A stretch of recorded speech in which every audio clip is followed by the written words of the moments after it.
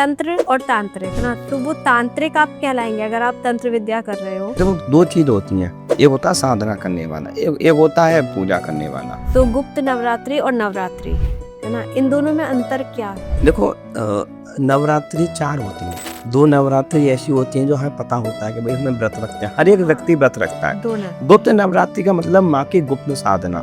जैसे आपने बोला कि 8 से 10 बजे के बीच में आप हनुमान चालीसा पढ़ें, पूजा का कोई ऐसा समय है जो सबसे अच्छा समय, जैसे कुछ लोग जब भी नहाए तभी आपने जल चढ़ा दिया, 12 बजा हो 2 बजा हो, या आपने जब भी आप नहाए तभी आपने पूजा कर ली। अब कुछ जैसे भगवान शंकर की पूजा हो गई, हनुमान जी की पूजा हो गई या काली की पूजा हो गई, ये पूजा कुछ देवताओं की पूजा रात्रि में बताई गई है। तो भगवान जी सो गए होंगे, अब नहीं करना चाहिए। भगवान कभी नहीं कि सोते। वट एकदम बंद हो गए। भगवान अगर जिस दिन भगवान अगर सो गए ना, तो उस दिन तो प्रलय आ जाएगी। भगवान कभी नहीं सोते।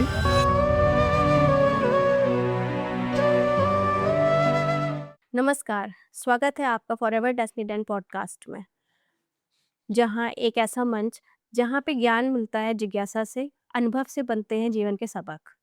एक नई सोच, नया दृष्टिकोण लेके हम नया एपिसोड लेके आ रहे हैं आपके सामने। आइए साथ में मिलते हैं, सोचते समझते हैं और नई चीज़ें सीखते हैं। आइए आज हमारे इस एपिसोड में जुड़े हैं पवन पंडित जी, जो सनातन ज्ञान और ज्योतिष के माध्यम से कितने लोगों के जीवन में नया दृष्टिकोण ला रहे हैं और उनकी मदद करने का प्रयास कर रहे हैं। आज के एपिसोड में हम बात करेंगे ज्योतिष की, कर्म की, ग्रहों की दिशाओं की और छोटे-छोटे दिक्कतों की जो हमारे नॉर्मल लाइफ में हो रहे हैं और उनके सॉल्यूशंस की। नमस्ते पंडित जी। राधे राधे मैडम। बहुत-बहुत स्वागत है आपका हमारे इस पॉडकास्ट में। जी चलिए बात करते हैं आज सबसे पहले कि ज्योतिष, ज्योतिष क्या है? ज्योतिष को क्या समझ सकते हैं ज्योतिष से हम? देखो, ज्योतिष एक दर्पण है।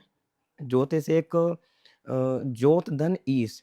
जिस प्रकार से अंधेरे में प्रकाश को दीपक जला के प्रकाश किया जाता है, ऐसे ज्योतिष के माध्यम से मनुष्य के जीवन में जो भी अंधकार चल रहा है, जो भी समस्याएं चल रही हैं, जो भी संघर्ष चल रहा है, उन चीजों को हम दूर कर सकते हैं। वो ज्योतिष है। ज्योत धन ईश। जिस पर ईश्वर की कृपा होती है, वही ज्योतिष सीख पाता है। तो आप भी देख रहे हैं कि अब धीरे-धीरे करके ऐसे एप्लीकेशंस भी आ रहे हैं और एआई का भी बढ़ता दखल सबके उसमें। तो उसमें जब आप एआई में जाओ या एप्लीकेशन में जाओ, आप सिर्फ़ जगह नाम डालिए या अपना डेट ऑफ बर्थ डालिए और टाइम डालिए, तो आपकी पूरी कुंडली निकल आएगी। आपके अगले 3 साल का या 2 साल का या जो भी आप जितने भी टाइम का जानना चाहते हो कि आगे क्या होने वाला है, वो सब निकल आएगा। तो आपको ऐसा लग रहा है कि इससे एआई के आने से कहीं न कहीं ज्योतिषों की जो नौकरी है वो खतरे में है? नहीं, नहीं, ऐसा कुछ नहीं है एआई से आने से। एआई क्या है ना, देखो, मशीन है वो, और मशीन कभी भी किसी का फ्यूचर नहीं बता सकती। ज्योतिष मतलब ईश्वर की कृपा। ज्योतिष जो शब्द है, वो एक ईश्वर की कृपा है, और ज्योतिष वही भाग्य बदल सकता है जिसके पास ईश्वर की कृपा है।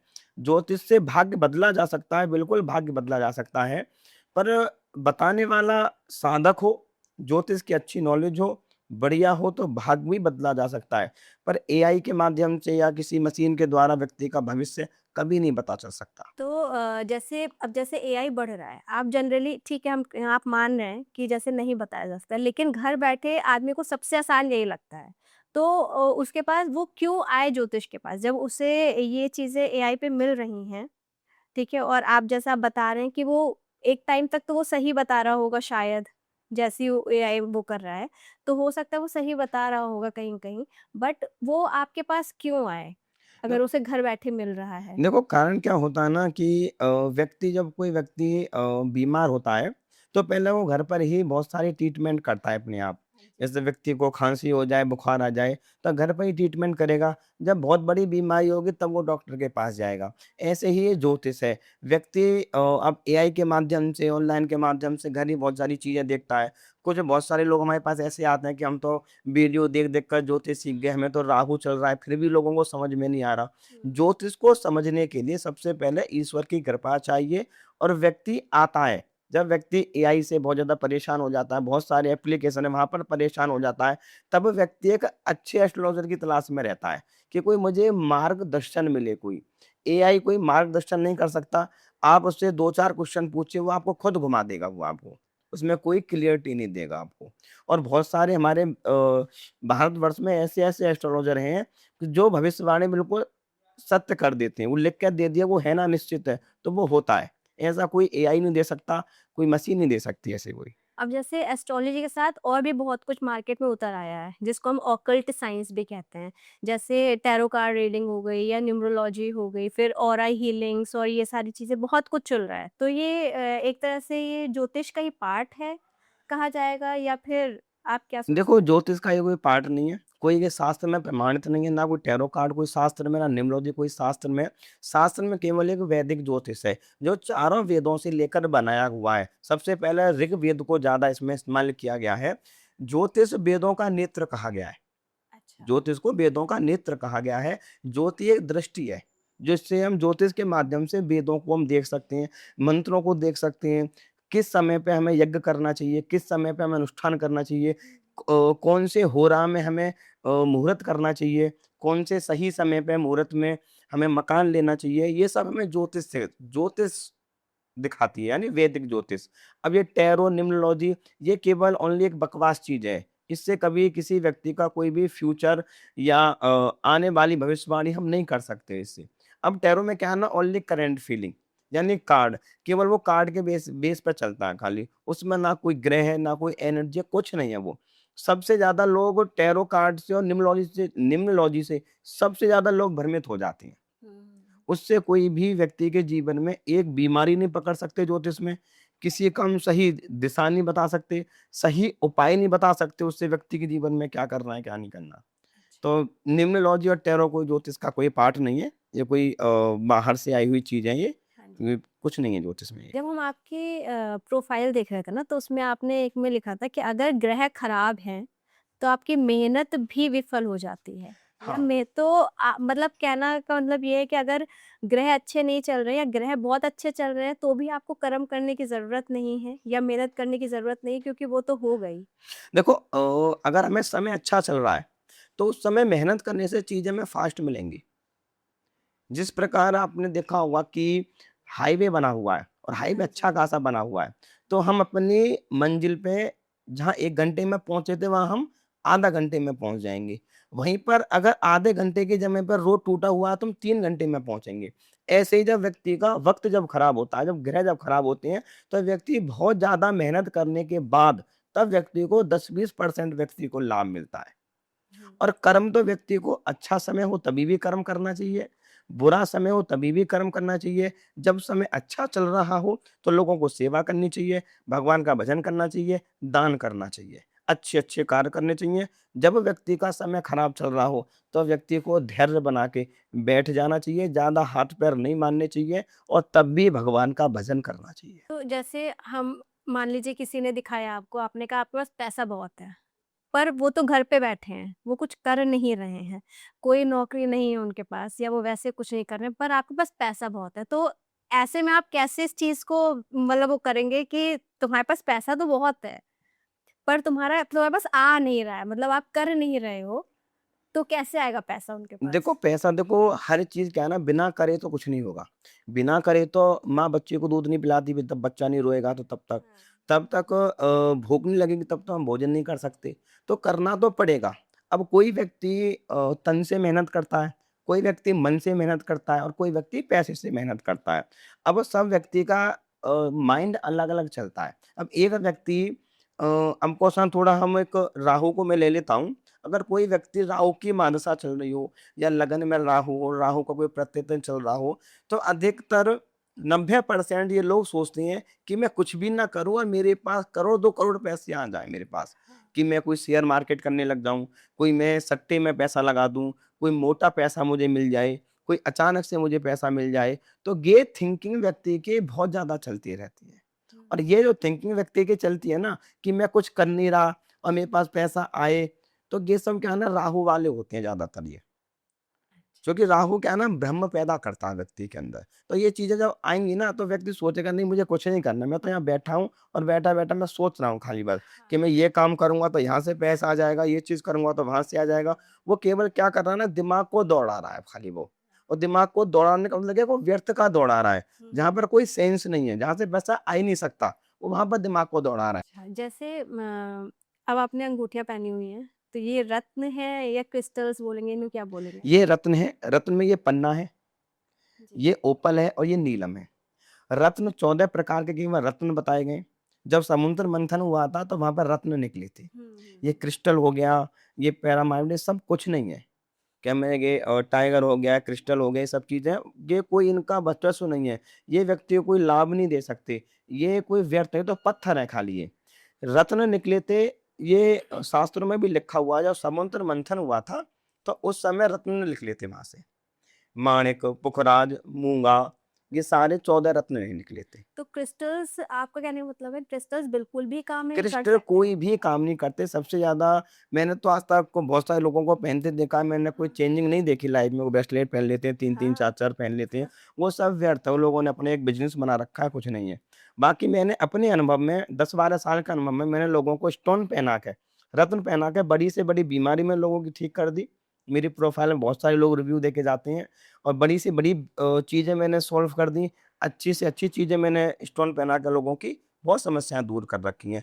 तो स्टोन ही सबसे अच्छा काम करता है, वो भी एक असली स्टोन आपको लेना चाहिए। मैं उपरत्न को भी इतना नहीं मानता कि उपरत्न धारण कर लो, जैसे पुखराज है तो पुखराज का सुनैला धारण कर लो, वो चीज़ नहीं है। रत्न तो अगर वास्तविकता में रत्न है, तो वो वास्तविकता में काम करेगा, आपको लाभ देगा ही देगा वो। फाइनेंशियली थोड़े से ये महँगे होते हैं रत्न, तो अगर फाइनेंशियली हम इतने अच्छे नहीं है, तो हम कहाँ से ले पाएँगे? कैसे ले देखो पाएँगे? इसमें रत्न उस को हटाकर मैं एक बात बोलूँ तो ऋषि पाराशर जी ने और हमारे ऋषि मुनियों ने एक रिसर्च जब किया था, तो जड़, ग्रहों की जड़ भी होती है, अनेक पौधों की, तो हम जड़ पहनने से भी जड़ भी रत्नों का कार्य करती हैं। पर अच्छा। उन जड़ों को, जड़ जो होती है वो अधिकतर फ्री मिल जाते हैं, कहीं भी आप जंगल में देखोगे।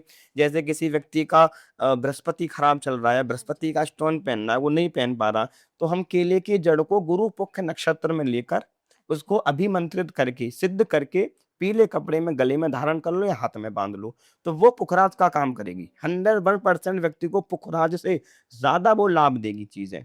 किसी का शनि खराब चल रहा है, शनि का अगर स्टोन नहीं पहन पा रहा, नीलम नहीं व्यक्ति पहन पा रहा, हुँ, हुँ। तो शनि पुख्य नक्षत्र में शमी के वृक्ष की जड़ को लाकर और सरसों के तेल से उसका अभिषेक करके, विधिवत तरीके से पूजा करके काले कपड़े में लाके बाँध लें, तो वो नीलम का काम करेगी वो। ऐसे ही हमारे 9 ग्रहों की अलग-अलग जड़ है। अच्छा, अच्छा। 9 पौधे बताए गए हैं, उनकी जड़ से भी धारण करके हम अपने ग्रहों को ठीक कर सकते हैं। मतलब अगर आपका कहने का मतलब है इकोनॉमिकली वीक हैं, तो हम जड़ों से काम चलाएँ। बिल्कुल करा हम सकते हैं। जड़ों को इस्तेमाल करें अपने लिए। ज्योतिष में केवल 3 प्रकार की रेमेडी बताई गई है। ज्योतिष में पाराशर ऋषियों ने केवल 3 प्रकार के उपाय बताए गए हैं। ग्रहों का दान, ग्रहों का जप और रत्न। इसके अच्छा। अलावा कोई भी उपाय नहीं है। जितने भी ये लाल किताब में कि मूँग की दाल बहा दो या चाँदी का टुकड़ा आप दबा के रख दो या सरसों का तेल बहा दो या लाल मिर्च किसी को दान कर दो, ये सब चीज़ें कुछ नहीं है। ये सब चीज़ें क्या है ना, सामने वाले के माइंड में एक भ्रम पैदा करना। हम सामने वाले को बेवकूफ़ बनाना, ये सारी चीज़ें उन चीज़ों में है। ज्योतिष में जब भी कोई व्यक्ति का ग्रह खराब होता है, कुछ चीज़ें होती हैं, तो पहले किसी अच्छे ज्योतिषी को दिखाना चाहिए कि समय क्या चल रहा है। उसके हिसाब से दान करना चाहिए, उसके हिसाब से ग्रह का जाप करना चाहिए, उसके हिसाब से रत्न पहनना चाहिए। क्रिस्टल्स मार्केट में बहुत चल रहे हैं और जनरली हर मैं इवन मैंने भी खरीदा है, मैं क्यों ही झूठ बोलूँ, धन योग करके क्रिस्टल्स थे और भी थे ब्रेसलेट्स और कुछ ने फैशन में पहन लिए हैं।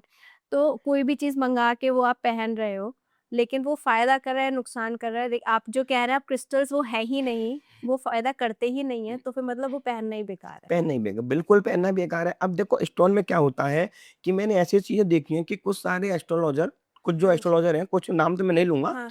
कुछ एस्ट्रोलॉज़र ऐसे हैं कि उल्टे-सीधे रत्न पहनाकर लोगों को बीमारियाँ दे देते हैं। हुँ। कैंसर जैसी बीमारियाँ, लीवर जैसी बीमारियाँ, बहुत बड़ी-बड़ी बीमारियाँ, कारण क्या होता है ना, ग्रह। हुँ, अब हुँ। वो ग्रह में क्या होता है ना, अगर हम किसी भी ग्रह को बैलेंस करके रखेंगे तो हमारा शरीर अच्छा रहेगा। हाँ। डॉक्टर भी क्या कहता है कि भाई अपने शरीर को बैलेंस करके रखो। हम शरीर में कोई भी चीज़ ज़्यादा बढ़ा लेंगे तो वो बीमारी का रूप धारण कर लेगी। हाँ। तो कुछ सारे कुछ एस्ट्रोलॉजर तो ऐसे करते हैं कि अब नॉलेज नहीं होती तो कोई सी भी रत्न एक्सपेरिमेंट करते हैं, पहना-पहना के देखते हैं। हुँ। कि नहीं तो आप ये पहन लो, नहीं तो अब ये हाँ, पहन के देख लो, हाँ। अब ये करके देख लो आप ये हो जाएगा।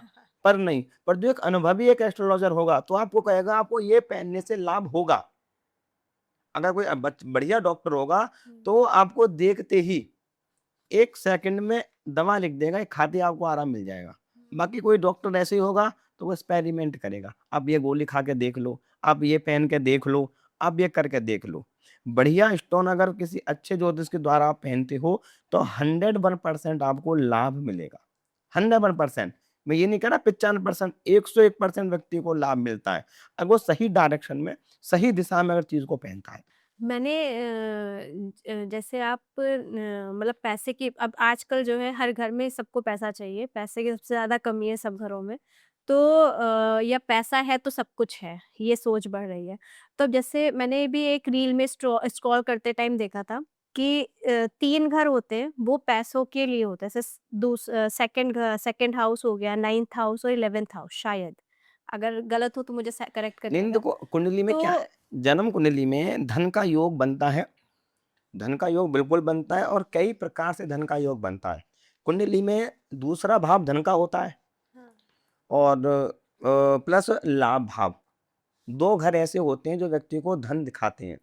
दूसरा हाउस कुंडली में धन भाव होता है कि व्यक्ति की पैतृक संपत्ति को दर्शाता है। आपने देखा होगा कि बहुत सारे लोगों के पास में यार कुछ भी नहीं कर रहे, पर दादा, पिताजी कर के रहे पास हैं, बहुत पैसा बहुत है, था, हाँ। पैतृक संपत्ति बहुत है, तो उसे करने की ज़रूरत नहीं है।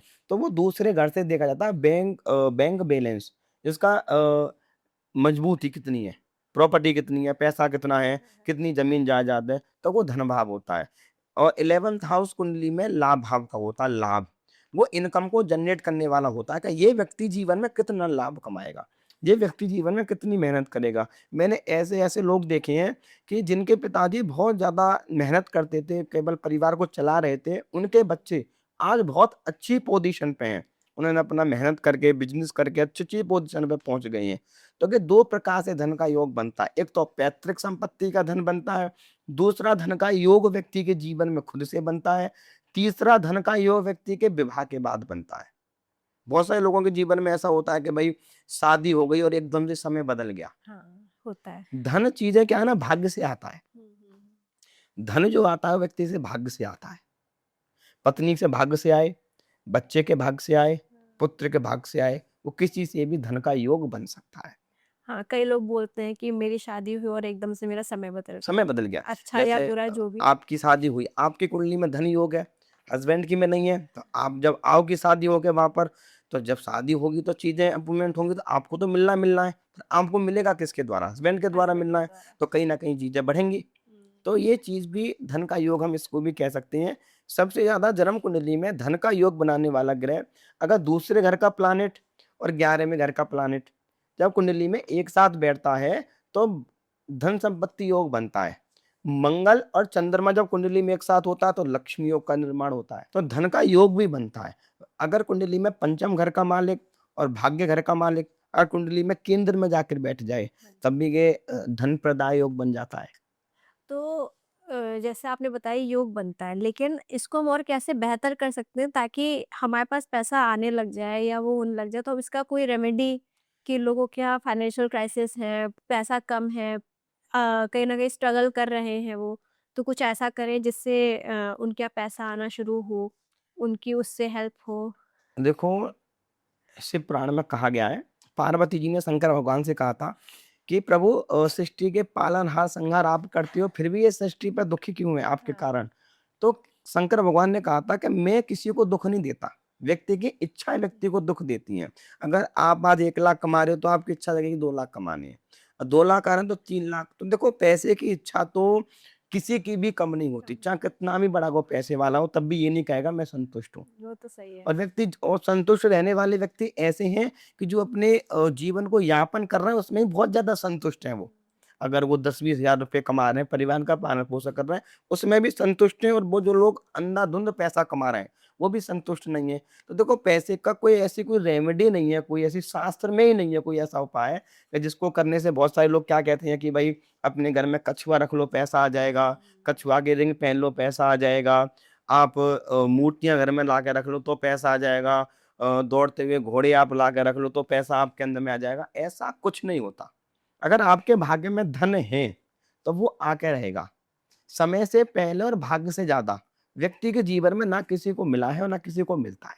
अगर आपके भाग्य में धन है, तो वो आना है। कहाँ से आना है, कैसे आना है, वो ईश्वर अपने आप निर्धारित कर देगा। तो बस केवल आपको ना कर्म करते रहना है वहाँ पर। सबसे बढ़िया उपाय धन का, अगर आपके पास में धन है, तो सबसे ज़्यादा ज़रूरतमंद व्यक्ति की आप हेल्प करो। जितने भी ये गरीब लोग होते हैं, जिनके हाथ-पैर नहीं होते, इनको आप दान करो। वस्त्र का दान करो, खाने-पीने का आप दान करो उनके लिए, उनकी आप सेवा करो, गाय की आप सेवा करो। दान करने से धन आता है। दान करने से धन धन आता है। आता है। जब तक आप दान नहीं करोगे धन का, वो लक्ष्मी नहीं आएगी। दान का सबसे बड़ा उपाय ये है, अगर आप जीवन में ₹100 आप कमा रहे हो, तो उसमें से ₹10 का आप दान करने दान की करें। सामर्थ्य अपने अंदर रखो कि मैं आज ₹100 कमाऊँगा तो 10 में से दान करने हैं। और दान करने से 101% व्यक्ति के पास में धन आता है। अगर ऐसा नहीं होता ना, तो इतने दानी लोग हैं, इतने-इतने दानी लोग हैं, तो वो कभी जीवन में दान नहीं करते। नहीं करते। सबसे बड़ा उपाय यही है कि व्यक्ति को दान करना चाहिए, ज़रूरतमंद व्यक्ति को। हुँ। इसके अलावा आप बहुत सारे मंत्र भी दिए गए हैं लक्ष्मी के लिए। आप श्री सूक्त का पाठ कर सकते हो, कनकधारा स्तोत्र का आप पाठ कर सकते हो, ललिता सहस्त्रनाम का पाठ आप कर सकते हो लक्ष्मी प्राप्ति के लिए।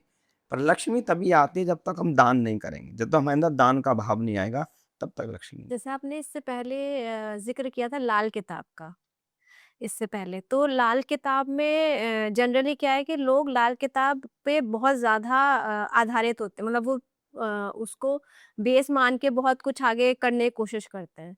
तो आप उनसे क्या कहना चाहेंगे? मतलब आपको लग रहा है सही है या वो गलत है? देखो, लाल किताब कहीं तक सही है। मैं मानता हूँ लाल किताब को मैंने पढ़ी है। पुरानी जो लाल किताब है, वो सही है लाल किताब। पर आजकल जो चल रहा है लाल किताब में, वो सब फेक है, कुछ नहीं है। अब उसमें 50 प्रकार की रेमेडी, शुक्रवार को ये बहा दो, शनिवार को ये करो, मंगल को ये करो, बुध को ये करो। तो उसमें क्या है ना, फालतू के भ्रमित करने वाली चीज़ें हैं। ओनली केवल उसमें एक टोटका करने वाली चीज़ है कि आप लाल मिर्च ले जाओ, बाहर जाकर फेंक दो और ये चीज़ पानी में बहा दोगे। सब ये चीज़ें क्या है, ओनली वेस्ट है व्यक्ति के जीवन में। इस पे मैंने वीडियो बनाई थी एक, कि जी। ज्योतिष में 3 प्रकार की रेमेडी बताई गई, चौथी कोई रेमेडी है ही नहीं ज्योतिष के अंदर, कुछ नहीं है। ग्रहों को ठीक करने के लिए केवल 3 प्रकार के उपाय बताए गए हैं शास्त्र में। जी। बाकी लाल किताब को ओनली बेकार, वो चीज़ नहीं, वो मतलब नहीं है उसमें लाल किताब में इतना, कि व्यक्ति उसमें फँसने के बाद में बहुत सारे लोग आके कहते हैं कि हमने चाँदी बहा रखी है, चाँदी के टुकड़े हमने दबा रखे हैं, जी, जी। ये चीज़ दबा दो ये हो जाएगा, ये चीज़ें रख लो वो हो जाएगा, उनमें कुछ नहीं होता, खाली वेस्ट है। अभी ऑफ कैमरा भी मेरी आपसे बात हो रही थी, जैसे अगर किसी की लाइफ में कुछ गड़बड़ हुआ, चोट लग गई मान लीजिए, तो सबसे पहला रिएक्शन होता है, लग रहा है तुम्हारा शनि खराब चल रहा है या शनि की दशा चल रही है, राहु खराब चल रहा है। तो राहु हो गया, शनि हो गया, ये सब प्लैनेट्स को हमेशा नेगेटिव चीज़ों से ही जोड़ा जाता है। तो क्या ये हमारा किस्मत खराबी करने के लिए आए हैं, कि किस्मत खराबी करना है इनको, या फिर ऐसा कुछ भी है कि इनसे कुछ पॉजिटिव भी होता है लाइफ में? नहीं, क्यों नहीं होता? हर ग्रह का नेगेटिव पॉजिटिव होता है। जैसे अब शनि है, शनि का देखो, शनि ग्रह को कभी हम अच्छे-बुरे में नहीं गिनना चाहिए। बहुत सारे ज्योतिषियों पढ़ते-लिखते तो है नहीं ज्योतिषी आज की डेट में। अगर पढ़े-लिखे ना, थोड़ा दिमाग में भी आए, देखो शनि को कारण क्या है ना, शनि को अच्छे-बुरे में गिनना ही नहीं चाहिए। शनि केवल न्यायप्रिय ग्रह, न्याय करने वाला ग्रह है। जिस प्रकार से एक अदालत में जज होता है, जी। जज फैसला सुनाएगा तो एक जो परिवार होगा उसको दुःख होगा हाँ कि जी। मेरे बेटे को फांसी दे दी। एक परिवार खुश होगा कि मुझे न्याय मिल गया। तो हुँ। जज का काम क्या है? न्याय करना। तो उससे अच्छे-बुरे का कोई मैटर नहीं करता। जी। ऐसे ही शनि है। शनि केवल कर्म प्रधान ग्रह है। वो कुंडली में नीच का हो, उच्च का हो, अच्छा बैठा हो, चाहे कितनी भी डिग्री पे हो, वो रिजल्ट आपको कर्म करने पर ही देगा।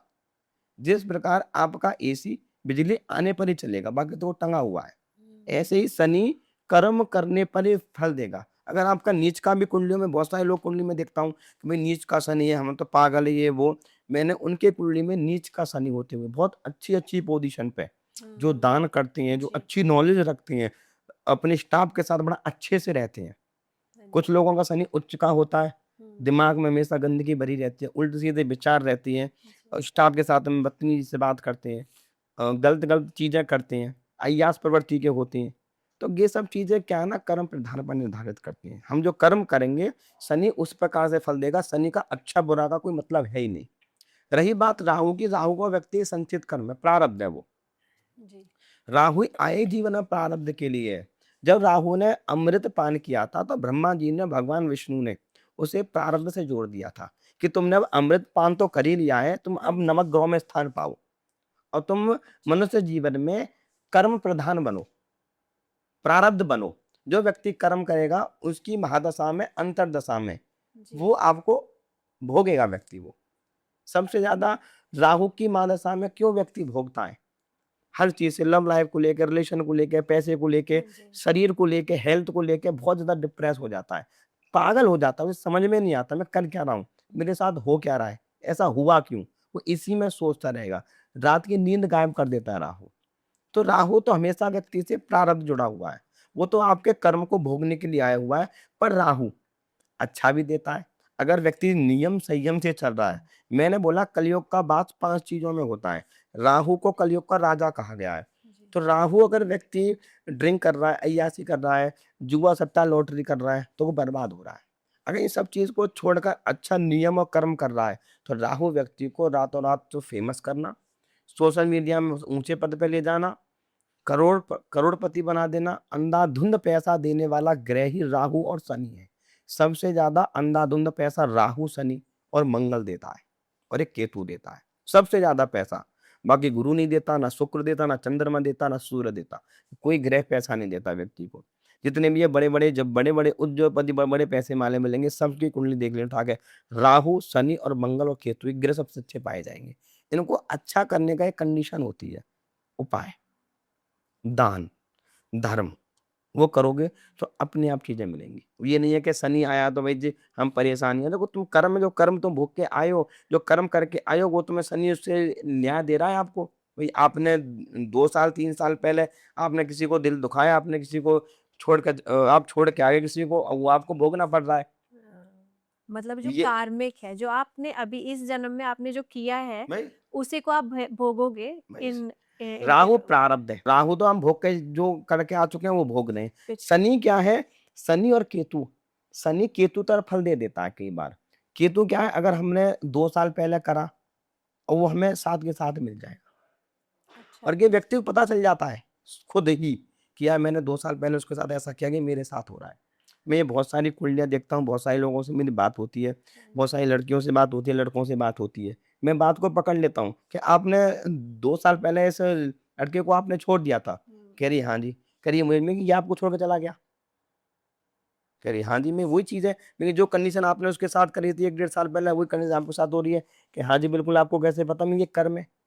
ये शनि चल रहा है तुम्हारा, शनि पंचम को देख रहा है, शनि की अंतर्दशा चल रही है, तो वही चीज़ आपके साथ हो रही है इस समय, जो आप पहले करके आई थी।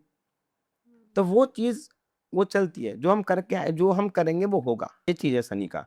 और रही बात केतु की, अब केतु को बहुत सारे लोग तो ज्योतिषी केतु को ग्रह ही नहीं मानते। पर जी। राहु केतु की बहुत बड़ी व्याख्या की गई है ज्योतिष में, सबसे ज़्यादा माना गया है और सबसे ज़्यादा भयभीत भी राहु केतु ही करते हैं। अगर कि राहु अच्छा। की महादशा चल जाए तो समझ लो 95% ज़िंदगी खराब है व्यक्ति की, हुँ। उसे लाभ नहीं मिलता। हुँ। मैं हज़ारों करोड़ों लोग दिखा दूँगा कि ये, आप ये रील भी डालना, सबसे ज़्यादा ये आएँगी राहु की महादशा में, सबसे ज़्यादा व्यक्ति परेशान होता है, हाँ जी। सबसे ज़्यादा व्यक्ति भ्रमित होता है। केतु की महादशा में केतु व्यक्ति को न्यायप्रिय बनाता है। केतु का सर नहीं है, केतु के अंदर सोचने समझने की शक्ति नहीं है, उसका धड़ नहीं है। सर नहीं है, केवल धड़-धड़ है उसका खाली बस। तो जो ग्रह सोच नहीं पा रहा, समझ नहीं पा रहा, वो चुपचाप बैठा है। वो तो भगवान में चिंतन कर रहा है, वो तो भजन कर रहा है काम में बैठ के। जी। कोई नागा सन्यासी संत है, महात्मा है, वो जंगल में बैठा भजन कर रहा है, उसे मतलब ही नहीं दुनियादारी से कि कौन आ रहा है, कौन जा रहा है, कौन लड़का, कौन, मतलब ही नहीं उससे कोई। अगर जब महादशा में आता है तो व्यक्ति बहुत ज़्यादा भ्रमित होता है। या लगन पे केतु का प्रभाव हो, या हाँ। महादशा में केतु हो, पंचम में केतु हो या भाग्य में केतु हो, जैसे ही लगन पे प्रभाव पड़ेगा तो वो भ्रमित कर देगा। कैसे? अब हमारे मनुष्य की आँखें भी हैं, पर केतु की आँखें नहीं हैं। तो हम इन आँखों से क्या देखेंगे यार, लग्ज़री गाड़ी लेनी है बड़ी, बड़ा बंगला लेना है, बड़ी चीज़ें लेनी है, तो इसमें पागल बनेंगे। पर केतु कहेगा नहीं, तू भजन कर। सबसे ज़्यादा धार्मिक ग्रह केतु है। सबसे ज़्यादा सन्यासी बनाने वाला ग्रह, नागा बनाने वाला ग्रह, बड़ा-बड़ा मठाधीश बनाने वाला ग्रह केतु है। तो हम ये नहीं कर सकते कि हमेशा भी नेगेटिव परिणाम देते हैं, बहुत पॉजिटिव भी देती हैं, पर गहराई में जाने वाला होना चाहिए। जैसे एक बोल रहा है, कोई अगर ऐसा कह रहा है कि हमारे कर्म मतलब हम किसी को भी कुछ भी उल्टा-सीधा बोल दे रहे हैं, खराब, अच्छा जो भी, पर हम पूजा-पाठ बहुत अच्छा कर रहे हैं। तो वो उसका आप क्या बोलेंगे कर्म और उसके बाद वो बीमार भी थोड़ा बहुत रह रहा है, इतना नहीं रह रहा पर रह रहा है। तो वो उसको लगेगा मैं पूजा-पाठ तो कर रहा हूँ ना, तो मेरा तो सब अच्छा ही होगा। नहीं, नहीं, नहीं, ऐसा कुछ नहीं है। भगव श्री कृष्ण ने गीता में कहा है अर्जुन, ये फूल माला चढ़ाने को, मंत्र जाप करने को तुम पूजा कहते हो? पूजा का मतलब ये नहीं है कि हम घंटों-घंटों बैठ के हम जाप कर रहे हैं, घंटों-घंटों बैठ के हम साधनाएँ कर रहे हैं। देखो जब तक आत्मबल, आत्मा सो परमात्मा, जब तक आपके अंदर किसी व्यक्ति को देखकर ये भावना नहीं आएगी, किसी दुखी व्यक्ति को देखकर ये नहीं आएगा यार काश मेरे पास होता तो मैं इसकी मदद करता। अगर जब तक आपके अंदर दया नहीं आएगी, भाव नहीं आएगी आपके अंदर, तब तक आपकी कोई भी सब पूजा आपकी व्यर्थ है। जो मर्ज़ी आप जाप करते रहो, जो मर्ज़ी आप चीज़ें करते रहो। पूजा तो रावण भी बहुत ज़्यादा करता था महादेव की, पर अहंकार के कारण करता था। हुँ। पर अंत में क्या हुआ? उसका अहंकार ही उसे ले ले डूबा। डूबा। तो अब ये नहीं है कि अब रावण पूजा कर रहा था तो सारी रावण की जो बुराई थी सारी छिप गई।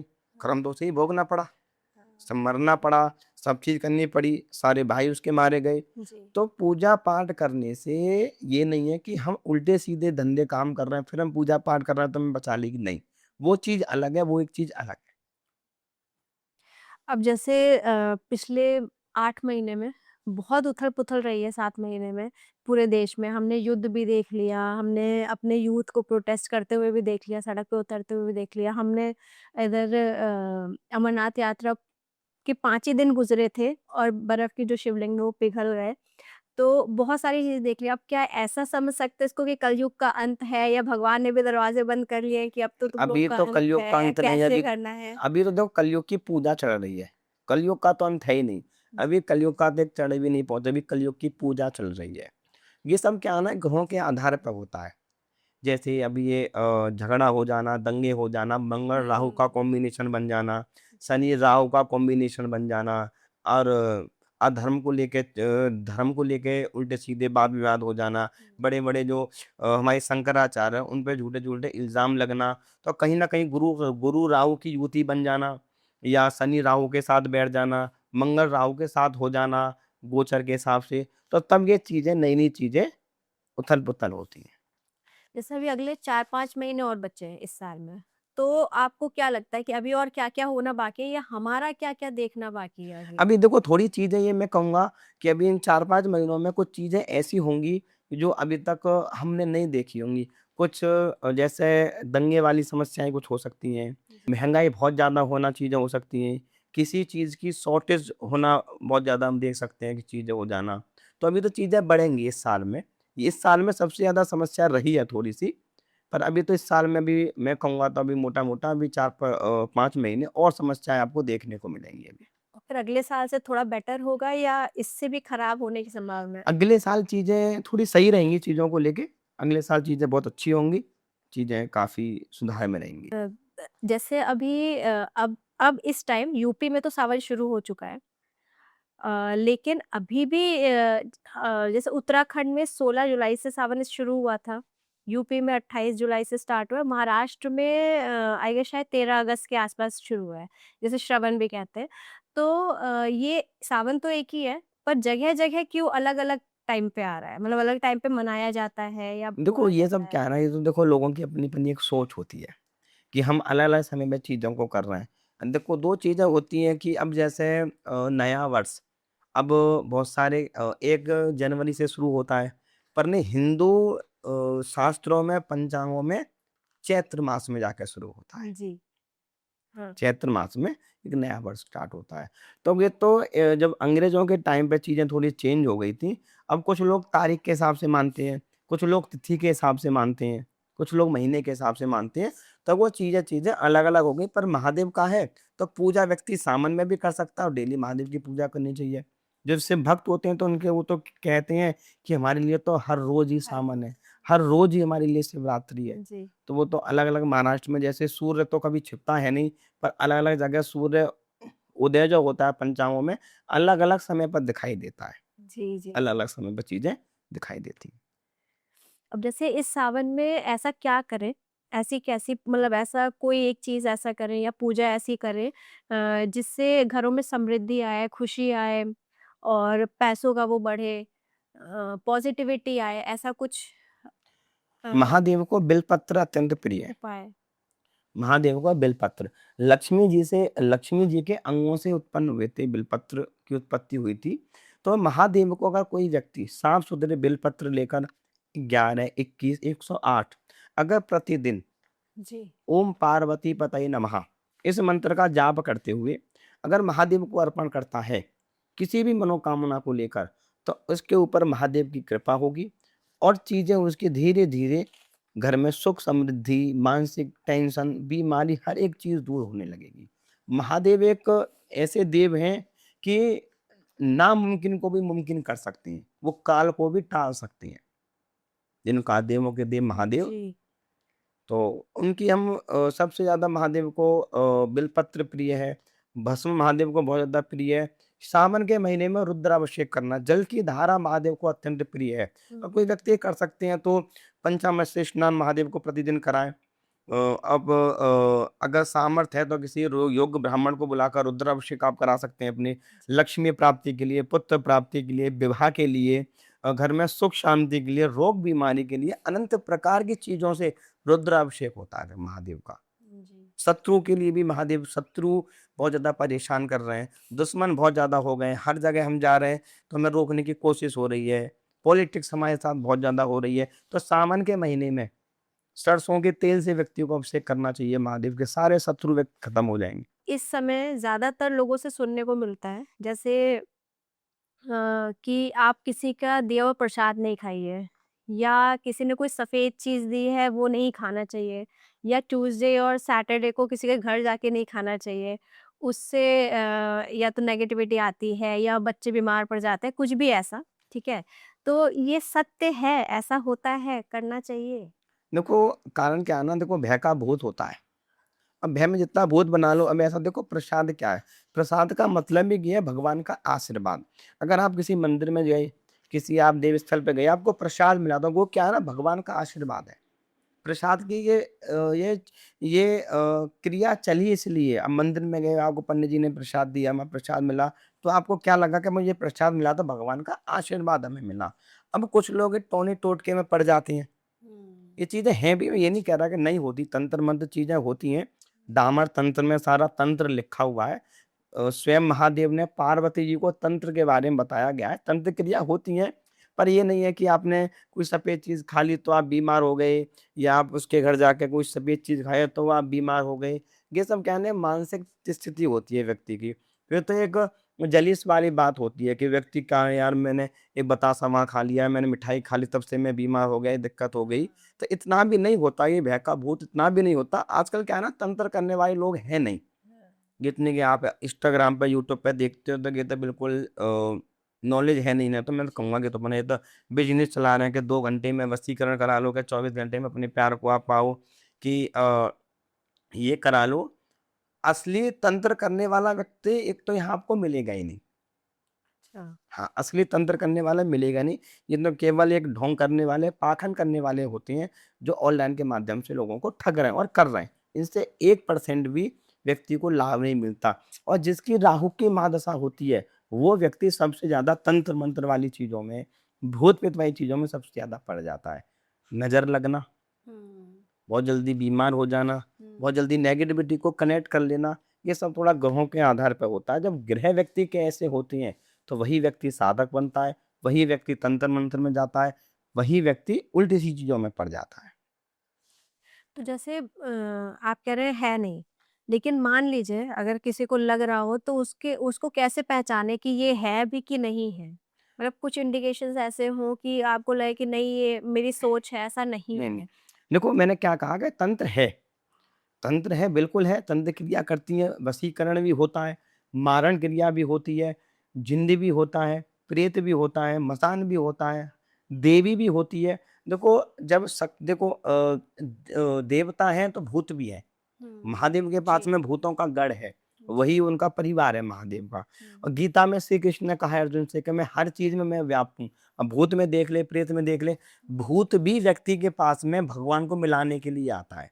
पहले तो ये समझो लोगों को नॉलेज ही नहीं है कि भूत आता क्यों है, जी। तंत्र क्रिया होती क्यों है। तुलसीदास जी को सबसे पहले भूत ही मिला था, प्रेत मिला था तुलसीदास जी को सबसे पहले, प्रेत मिला था तब हनुमान जी की मुलाकात हुई थी।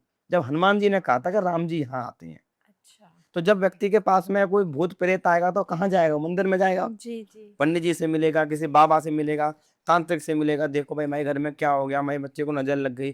तो वो बताएँगे नहीं आप हनुमान चालीसा पढ़ो, हाँ। हम लोग झाड़ा लगा देंगे, भई आप माला करो, मंत्र जाप करो, मंदिर आप आओ। तो आपकी आस्था जुड़ेगी, जब आस्था जुड़ेगी तो आपको लाभ मिलेगा आपको। तो तंत्र भी होता है अगर व्यक्ति के ऊपर कोई तंत्र क्रिया है, कोई बहुत बड़ा तंत्र क्रिया की ये 3 पहचान मुख्य बता दूँ मैं। सबसे पहले व्यक्ति बहुत ज़्यादा बीमार है और रिपोर्ट बिल्कुल नॉर्मल आ रही है, तो 100% तंत्र क्रिया है।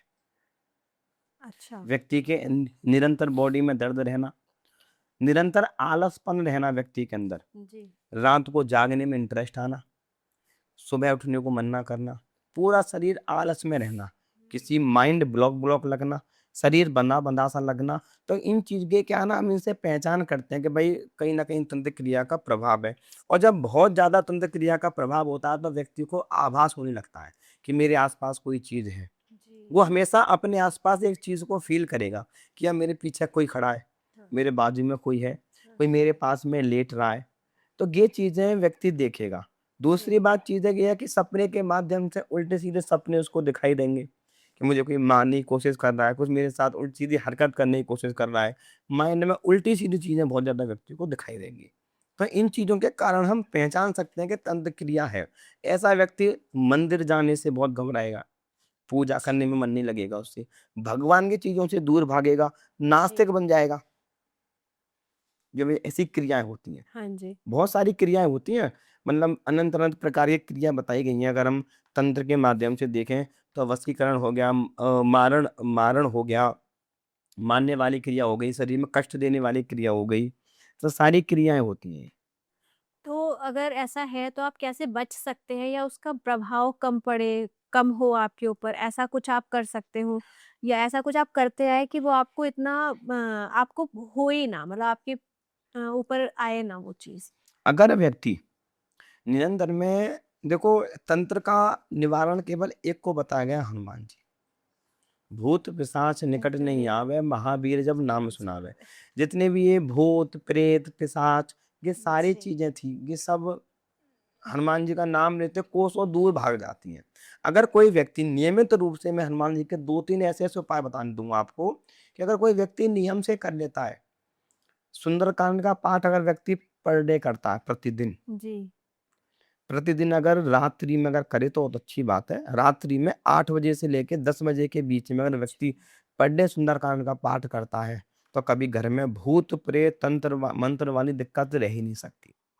जिस व्यक्ति के घर में रामचरितमानस का मानस पुस्तक रखी हुई है और उस पुस्तक की डेली पूजा होती है, अगर वहाँ पर डेली दीपक जलता है, अच्छे तरीके से वो रखी जाती है, कोई व्यक्ति उसमें से 5 या 10 चौपाई डेली पढ़ता है, जी। तो घर में कभी भी भूत, प्रेत, पिशाच कभी नहीं आ सकती। शास्त्रों में कहा गया, तुलसीदास जी ने स्वयं कहा है, जहाँ पर रामचरितमानस का पाठ होता है, जहाँ पर रामचरितमानस रखी हुई होती है, वहाँ पर स्वयं राम, स्वयं लक्ष्मण और हनुमान जी स्वयं वहाँ विराजमान होते हैं। तीसरा, अगर व्यक्ति हनुमान चालीसा, अगर किसी को घर में लग रहा है कि मेरे घर में कोई नेगेटिविटी है जी। या कोई बहुत ज़्यादा ऐसा लग रहा है कि भाई घर का वातावरण वो अशुद्ध सा हो रहा है, जी। तो किसी योग्य ब्राह्मण को बुलाकर 11 हनुमान चालीसा का हवन कराइए आप। हनुमत वर्णमाला स्तोत्र का हवन करा लीजिए आप, उससे बहुत ज़्यादा प्रभाव पड़ेगा और चीज़ें आपसे दूर हो जाएँगी आपसे। हनुमान जी की पूजा अगर व्यक्ति नियमित रूप से कर रहा है, अच्छे तरीके से कर रहा है, तो जीवन में कभी इस चीज़ की नहीं आएँगी उसके आस-पास, भूत-प्रेत वाली चीज़ें कभी नहीं आएँगी। अब जैसे आपने बोला कि 8 से 10 बजे के बीच में आप हनुमान चालीसा पढ़ें।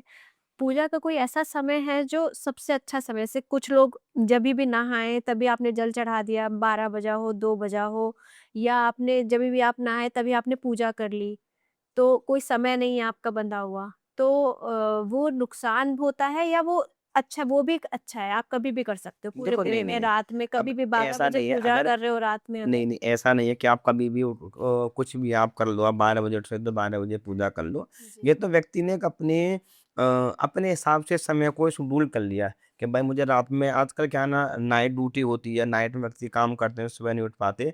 पहले क्या होता था कि ब्रह्म मुहूर्त में पूजा होती थी। पहले का कारण क्या था कि ऋषि मुनि रहते थे, भाई सुबह उठ गए आराम से 4 बजे और बैठ के पूजा करने लगे। जी। सही समय तो कायदा में पूजा का ब्रह्म मुहूर्त बताया गया है। ब्रह्म मुहूर्त में साढ़े व्यक्ति 3-4 बजे। साढ़े 3-4 बजे से लेके जब तक सूर्य ना निकले तब तक का ब्रह्म मुहूर्त होता है। इस पीरियड में व्यक्ति को पूजा करनी करनी चाहिए चाहिए। और कायदा बताया गया है कि सूर्य निकलने से पहले-पहले व्यक्ति को उठ जाना चाहिए हुँ। और संध्या वंदन पूजा आदि कर लेनी चाहिए। जी। अगर व्यक्ति अब कुछ जैसे भगवान शंकर की पूजा हो गई, हनुमान जी की पूजा हो गई या काली की पूजा हो गई, ये पूजाएँ कुछ देवताओं की पूजा रात्रि में बताई गई है। हनुमान जी की पूजा में जैसे मैं कोई विशेष अनुष्ठान करना चाह रहा है व्यक्ति, जी। जैसे भाई मुझे 41 दिन का सुंदरकांड का पाठ करना है, कोई मनोकामना है व्यक्ति की, जी। तो रात्रि में सुंदरकांड का पाठ करे, रात्रि में हनुमान जी की पूजा करे। माँ काली की पूजा रात्रि में बताई गई है। रात्रि ऐसा नहीं है कि हम रात में पूजा नहीं कर सकते, दिन में पूजा नहीं कर सकते। बहुत से लोग तो क्या कहते हैं रात्रि में यार भूत पिशाचों की पूजा होती है, रात्रि में किसी होती है, ऐसा नहीं है। रात्रि में भी भगवान की पूजा होती है।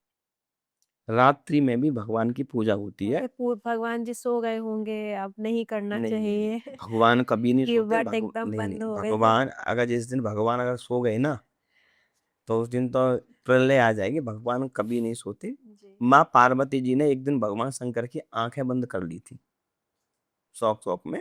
तो जी। फिर ब्रह्मांड में अंधेरा छा गया था, पूरे ब्रह्मांड में, बंद करने से। जी। और हमारे गुरुजी हैं कैलासानंद गिरि जी महाराज, जो हरिद्वार में रहती हैं, वो तो निरंतर सावन के महीने में 24-24 घंटे, 22-22 घंटे निरंतर महादेव का अभिषेक करते हैं। दिन और रात अभिषेक करते हैं। माँ काली के बहुत बड़े साधक हैं वो। जी। निरंतर माँ रात्रि में पूजा होती है बाद में। तो रात्रि में कर सकते हैं, ऐसा नहीं है कि हमें दिन में करना चाहिए, रात्रि में हम पूजा कर सकते हैं। पूजा का भाव ये है कि आत्म शांति, व्यक्ति को शांति बैठकर सुकून के साथ में भगवान का भजन करना चाहिए। अब हम सुबह उठ तो गए जल्दी, अब पता लगा कि घर में हस्बैंड को ऑफिस जाना है, बच्चों को स्कूल जाना है, जल्दी से देख हनुमान चालीसा पढ़ ली, जय श्री राम हो गया, नहीं। तसल्ली में सब चले जाएँ, बैठ के, तसल्ली में बैठ के पूजा करो। कभी भी करो, शांतिपूर्वक बैठ के पूजा करो। पर कुछ विधान भी बताए गए हैं, कुछ अनुष्ठान भी बताए गए हैं। अनुष्ठान का मतलब है किसी चीज़ को प्राप्त करना, अनुष्ठान के माध्यम से। जैसे कि सवा लाख जाप करना, किसी बगलामुखी का सवा लाख का जाप करना। जी। तो जब अनुष्ठान का मतलब ये है विधिवत तरीके से, पूरा एक्यूरेट विधि-विधान से, शास्त्र विधि अनुसार वो अनुष्ठान होगा फिर। उसमें नियम, संयम, पालन, हुँ। भोजन, जी। सोना, उठना, हर एक चीज़ निर्धारित होगी। वो अनुष्ठान है, वो एक नियम है कि किस अनुष्ठान को कब होना है। जैसे भागवत होना, जी। बड़ा अनुष्ठान होना, यज्ञ होना। सत्यनारायण की कथा भी अगर आपके घर में होती है तो उसका भी करने का नियम है। हाँ। अगर आप किसी ब्राह्मण द्वारा कोई भी आप पूजा अनुष्ठान कराते हो, जी। तो उसका समय, टाइम, मुहूर्त, हर चीज़ एक निर्धारित किया जाता है कि इस समय से लेके अनुष्ठान होगा, इस समय ये पूजा होगी, इतने टाइम तक पूजा होगी, इस काल में ये पूजा होगी, तब चीज़ें प्राप्त होती हैं। गुप्त नवरात्रि, अब जैसे नवरात्रि भी आएगी, तो गुप्त नवरात्रि और नवरात्रि, है ना? इन दोनों में अंतर क्या है? देखो नवरात्रि 4 होती हैं।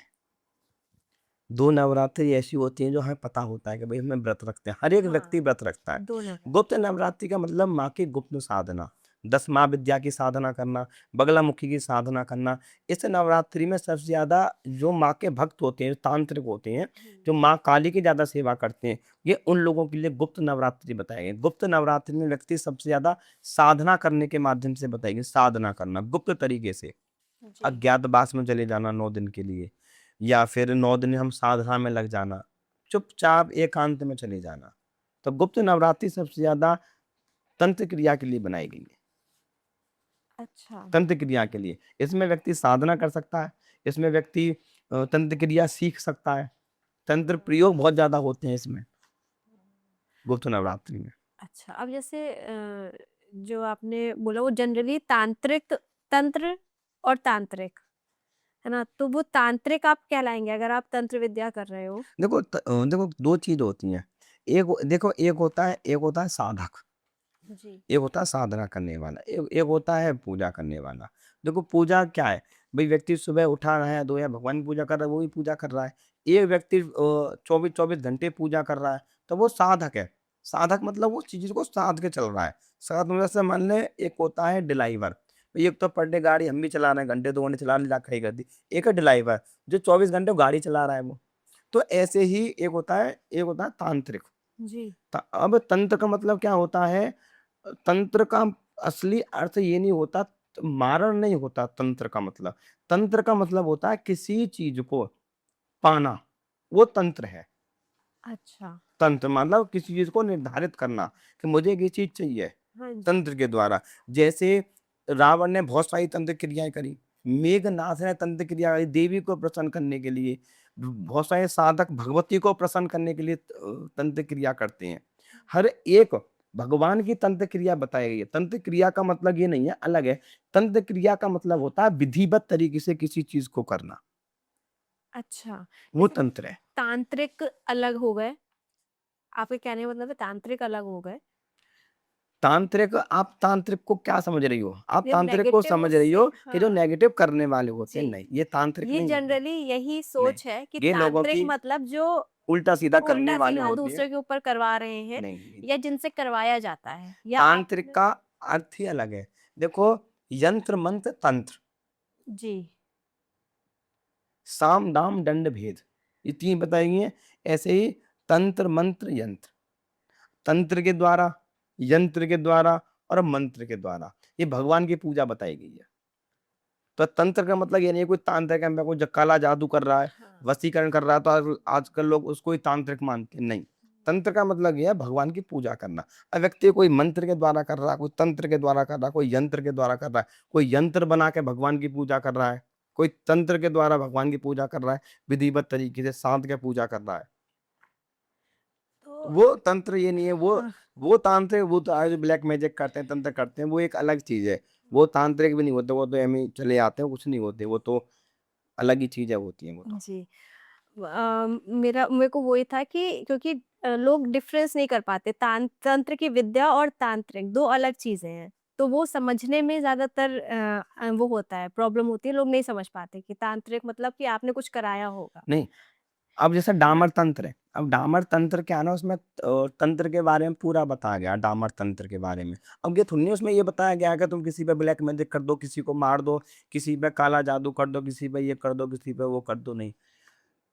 जब तक देखो तंत्र के द्वारा क्या है ना, व्यक्ति को परेशान कर सकते हैं। जो बहुत सारे लोग होते हैं, किसी पे मसान छोड़ दिया, किसी पे पीर छोड़ दिया, किसी पे जिन्न छोड़ दिया, किसी पे चीज़ें हो गई। आपने देखा होगा मेहंदीपुर बालाजी में जी। खेलते रहते हैं लोग बाग, सिर्फ मारते रहती हैं। तो चीज़ें होती हैं तंत्र मंत्र वाली चीज़ें, पर ये तंत्र अलग है। हुँ। ये तंत्र का मतलब क्या होता है? किसी चीज़ को साधना। साधना का मतलब ये है कि चीज़ को हमने साध लिया, जी। कि चीज़ को हमने बहुत इकट्ठा कर लिया। अब उस चीज़ का हम सदुपयोग करें, दुरुपयोग करें। और रावण जो था, उसने कितनी शक्ति प्राप्त कर रखी थी। हुँ। बहुत सारी शक्ति प्राप्त कर रखी थी, पर उन शक्ति को वो क्या करता था? दुरुपयोग कर रहा था वो। तो ये तंत्र है। तंत्र करने के बाद में व्यक्ति अब उस शक्ति का वो सदुपयोग कर रहा है, दुरुपयोग कर रहा है, वो उस पे निर्धारित होता है। रावण ने स्वयं कहा है कि मुझे पता है कि मैं अपनी शक्तियों का दुरुपयोग करता है। मुझ में शक्तियों का अहंकार आ गया है, पर मैं कर रहा हूँ तो इसका कर्म भी मैं ही भोगूँगा। जैसे 10 महाविद्या मैंने कहीं सुना था 10 महाविद्या तब से मुझे था कि मैं पूछना है। तो ये 10 महाविद्या होती क्या है? ये 10 महाविद्या, ये माँ के 10 रूप हैं। माँ के अलग-अलग रूप में अलग-अलग पूजा होती है। जी। 10 महाविद्या भूत, प्रेत, तंत्र, मंत्र, मारण, हर एक चीज़ को नष्ट करने की चीज़ें होती हैं। ये माँ काली के ही 10 रूप हैं। माँ एक ही होती है। जी। अब उसके अनंत-अनंत रूप होते हैं। हुँ। जैसे 10 महाविद्या, और जैसे 10 महाविद्या में आप देखो, शेरावाली हो गई,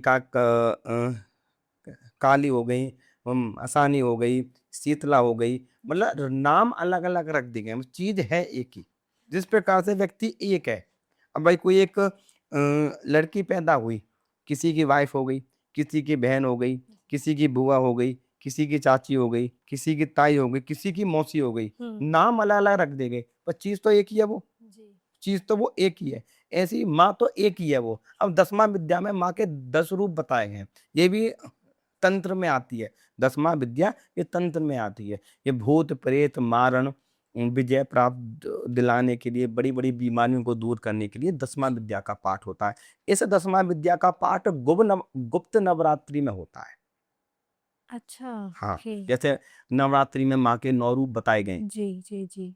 ऐसे ही 10वाँ विद्या गुप्त नवरात्रि में सबसे ज़्यादा पाठ होता है 10वाँ विद्या का। तो ये पूजा जो है हम आम आदमी नहीं कर सकते या कर सकते हैं? नहीं, देखो कुछ अनुष्ठान ऐसे हैं जो आम आदमी नहीं कर सकता। जी। जैसे 10वाँ विद्या का पाठ हो गया, बगलामुखी का कोई अनुष्ठान हो गया या तंत्र वाले कोई भी चीज़ हो गई, आम आदमी को नहीं करनी चाहिए। इनका साइड इफ़ेक्ट बहुत ज़्यादा होता है। भई हमें आप आम आदमी व्यक्ति को सबसे ज़्यादा भजन करना चाहिए बस। हनुमान चालीसा पढ़नी चाहिए आम आदमी को। बाकी आम आदमी को 10वाँ विद्या के चक्करों में, इन चक्करों में नहीं पड़ना चाहिए। इनके हुँ। पाठ खुद नहीं करने चाहिए, किसी योग्य ब्राह्मण के द्वारा करवा कराने सकते। चाहिए घर में। एक सबसे ज़्यादा जो चल रहा है ऑनलाइन हवन और कुंभ के टाइम पे ऑनलाइन डुबकी चलती थी कि आप पैसे भेजिए आपके नाम की डुबकी लगाएँगे। तो ये कितना कारगर है, सही है या आपके इसमें क्या विचार है इस पे कि देखो, होना चाहिए? अब वो वाली बात कही है, मन चंगा तो कटौती में गंगा। अगर देखो व्यक्ति क्या है ना, भाव है। अगर अपने आप ने भाव में मान लिया तो यही आपकी गंगा जी है। अब भाव नहीं आया तो गंगा जी तब भी गंगा जी नहीं है वो। तो जी। देखो ऑनलाइन के माध्यम से वो चीज़ें देखो होती हैं, ऐसा नहीं है नहीं कर सकते, आप कर सकती हैं। जैसे आपने भई दान कर दिया, जी। आपने यहाँ दान यहाँ से कर दिया, विदेश में जाके दान किया, तो वो भी दान हो गया, आपने कर दिया। आपने फ़ोन से बात करी, आप बैठे हैं और बात आपके विदेश वाले बंदे से हो रही है। जी। तो ऑनलाइन चीज़ें होती हैं, करा सकते हैं, मैं कराने वाला अच्छा हो, पर ये नहीं है कि आप पैसे भेज दो, ऑनलाइन डुबकी लगा देना, हाँ नहीं। जी। भई शरीर तो उसी का है, पाप तो जी। उसी के हैं, हाँ। चीज़ तो उसी की है वो। तो ऑनलाइन वाली चीज़ें इतनी भी नहीं है कि व्यक्ति को नहीं करानी चाहिए। पर 2 चीज़ें होती हैं, जैसे ऑनलाइन हवन हो गया, ऑनलाइन कोई पूजा हो गई, ऑनलाइन कोई चीज़ हो गई। मैं तो सबसे ये कह रहता हूँ, अधिकतर अपने घर में अपने साथ खुद बैठकर आप पूजा कराइए। हाँ। ये नहीं है आपने पैसे डाल दिए, मेरे पास बहुत सारे हुँ। ऐसे-ऐसे लोग आते हैं, कह जी हमने 50,000 का कामाख्या में ये हवन कराया तांत्रिक वाला, तब भी हमारे घर में शांति नहीं हुई। हुँ। अब जब तंत्र क्रिया घर में है तो काम में हवन करने से थोड़ी दूर हो जाएगी। अब चीज़ें क्या होगी घर में कराने से।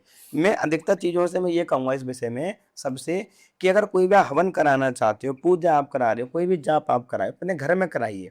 आप खुद कराइए। देखो ब्राह्मण क्या होता है ना, ब्राह्मण तो एक एक माध्यम होता है।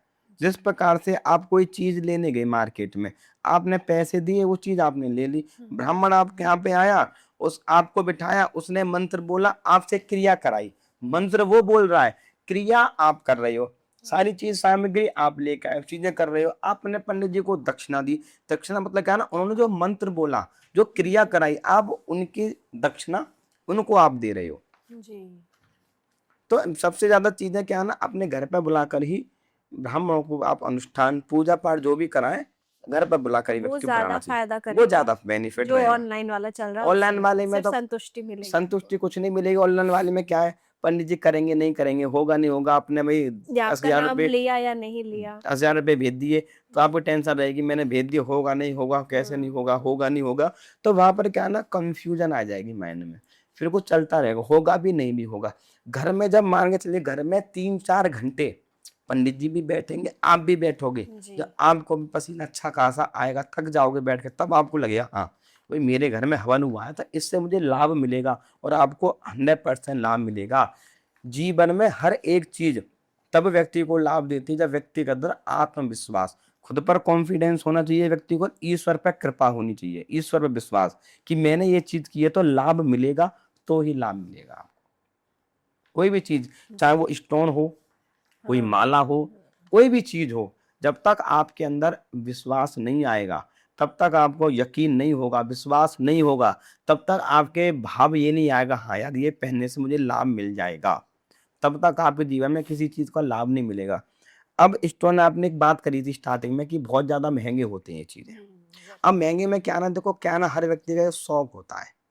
भई जी। आपको कपड़े पहनना 1 लाख का पहनना बड़ा पसंद है, हुँ। मुझे 100 रुपए कपड़े पहनना मुझे पसंद है। हाँ जी। तो ऐसा नहीं है कि ये 10 लाख का ये काम करेगा, नहीं, ये मैंने बहुत प्रैक्टिकल किया है, बहुत चीज़ें मैंने प्रैक्टिकल करी हैं, 12-13 साल ज्योतिष के अनुभव में। जी। ज्योतिष को बड़ा रिसर्च करा है, हर एक चीज़ को रिसर्च करा है।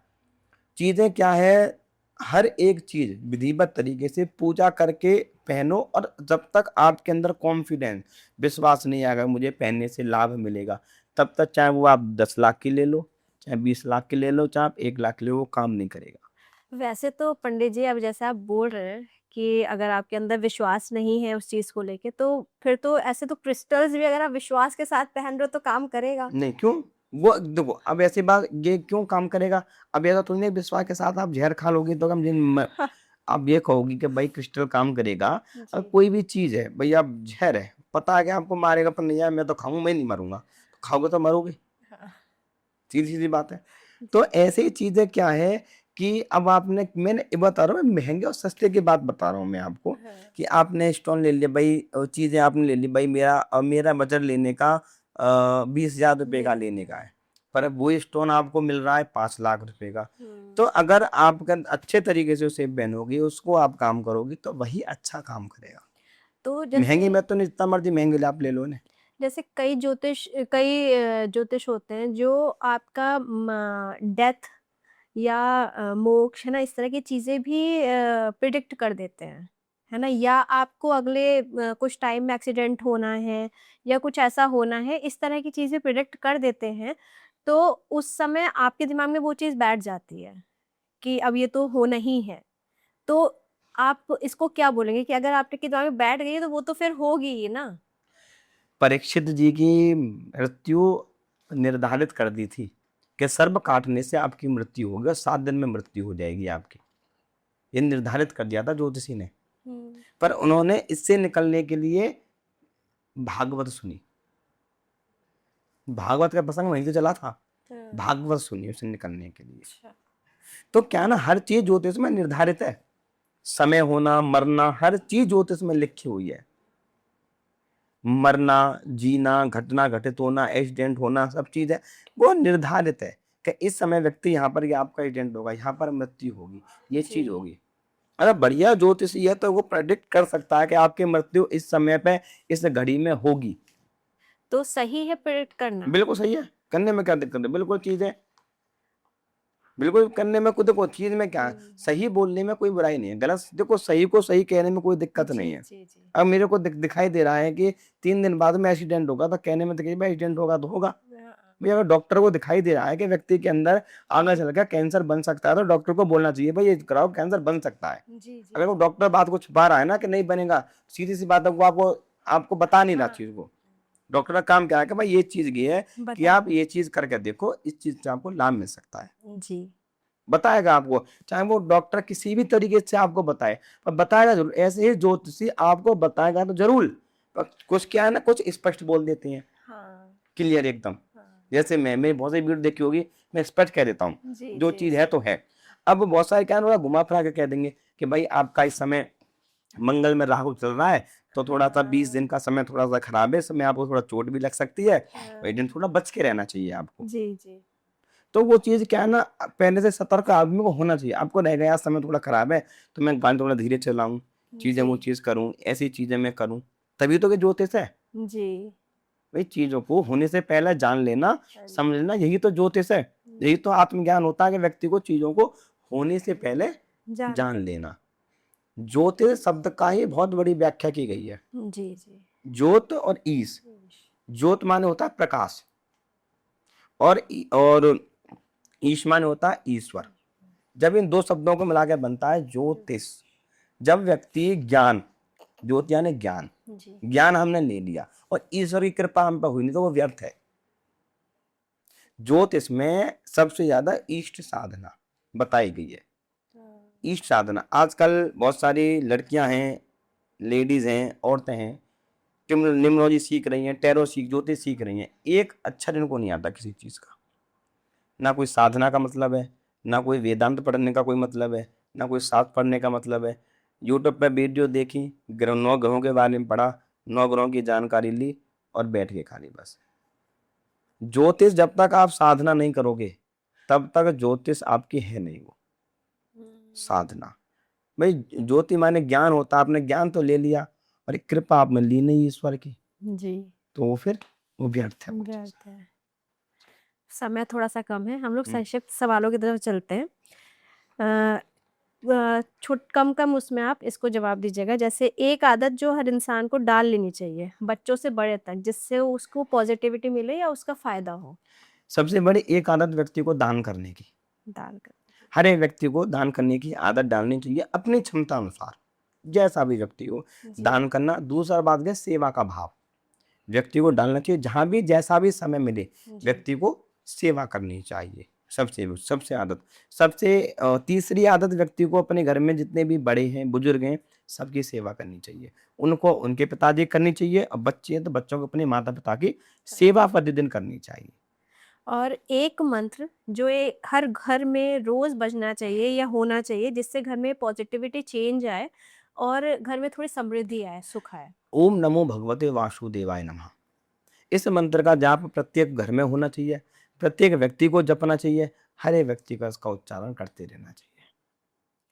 और एक ऐसी चीज़ जो आपको लग रहा है कि आज के समय में लोग बहुत ज़्यादा कर रहे हैं, लेकिन वो नहीं करना चाहिए।